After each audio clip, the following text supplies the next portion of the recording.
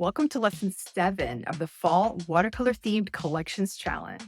I'm Chris, and I'll be taking you on a journey with me as I build my collections this fall with my watercolor artwork and add it to my new POD shop. Plus, later on in the challenge, I'll be discussing how I keep my stress levels low while I use my paintings for useful things all winter long. So stay tuned for that. Last week, I started strategizing, choosing colors, and getting all my tools and materials together to start my holiday collection. I found collections to be an amazing way to showcase my art, and I'm super inspired for this one. If you missed that or any of the other lessons, you can click on the screen to watch them now. This week, I'll begin the sketching and painting process using the colors I chose and the theme I created last week to keep me on track. I'll be using my Viviva Colors color sheets to paint all my elements because the colors are so vibrant. And as I mentioned, this paint set is 100% sustainable, so I like to use it most of the time. I'm starting with some apples painted in a pinkish red called burgundy in the spring color sheet set. I'm using a flat brush for this so I can capture the edges of the apples with some sweeping circular motion. Then I'll fill in the centers, and I'll even add a second color called brick from the fall set to add some dimension on a few of these. Next, I'm going to start my mini pumpkins. These are inspired by some cute little pumpkins I have at home right now. Apples could pretty much work in any seasonal collection, but pumpkins are generally associated with fall and winter, so they'll be a great addition for context. I'll paint those in a very similar way, but I'm going to make them a bit more squatty than the apples.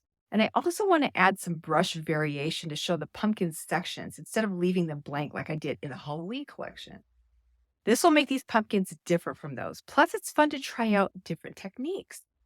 Now I'm going to switch my brush to the medium round one for more control as I start painting some robins. Out here in the desert, we have the Western robin, which is more toned down in color, but still has that beautiful peachy orange belly that they're so famous for. I didn't plan this, but I'm going to add a different view of the robin just for some variety. I know that robins are more associated with springtime, but depending on how cold or warm the winter is, robins will stay out here for quite a bit of the season. Now I'll pencil in some eyes and feet for the robin, but I really want to wait to finalize those elements digitally so they're nice and crisp. Now on to a new page.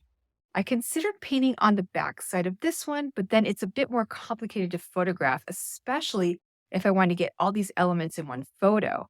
Plus, once it's painted on, the paper has depressions on the backside, which I think will be really distracting and mess with my photography by creating shadows where I don't want them. So I'll start on a new page and paint some dark brown stems for the pine sprigs and let those dry. I'm moving on to my stars with a brick color that is from the fall set. I want these to tie into the brick color I'm using on the other elements, and I think this works really well. I don't want much pencil because I don't want to have to clean it up digitally once I'm done painting, but I have to admit painting good stars from scratch is not the easiest thing for me. I think as I went though, I developed a little bit of a technique going back to how I learned to draw stars in school, and that helped a lot. Overall, I really want these to feel really organic and imperfect, and I definitely accomplished that. If some of these uneven shapes bother me later, I can either choose not to use them or use the warp tool in Procreate or Illustrator to alter the shape a bit. Next, I'll create some smaller round shapes for holly berries. I think I like the fact that there's a white space in the middle, and I think I'll just continue with that with all of these. So it looks like there's a bit of a reflection on them. I think I might need one more simple element though. So I'm going to paint some pine needles to just add some variety and some simplicity. I'll paint some small gingerbread houses on a new page. That will also bring in more of the holiday theme to this entire collection. I'm just going to paint the basic shapes and add some detail later digitally. I really hope you enjoyed watching my painting process, and I can't wait to share what I do with these in next week's lesson. For now, let's see what beautiful work was shared in the community. I made this beautiful watercolor acorn pattern. Sherry did some late Halloween paintings of this scene of a witch in the woods and some beautiful witch accessories. Elizabeth continues to get some drawing and painting done during lunchtime, and Yuta finished some Halloween Procreate art as well as some new holiday icons.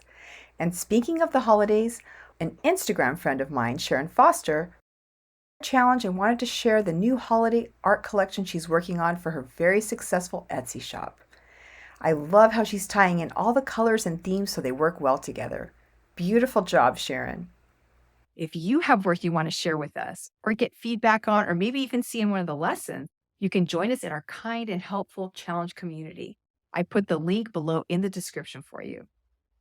If you enjoy this video, I hope you'll click the like button, click the subscribe button, and tap the notification bell so you don't miss any new lessons as they come out. And I'll see you here next week for lesson 8.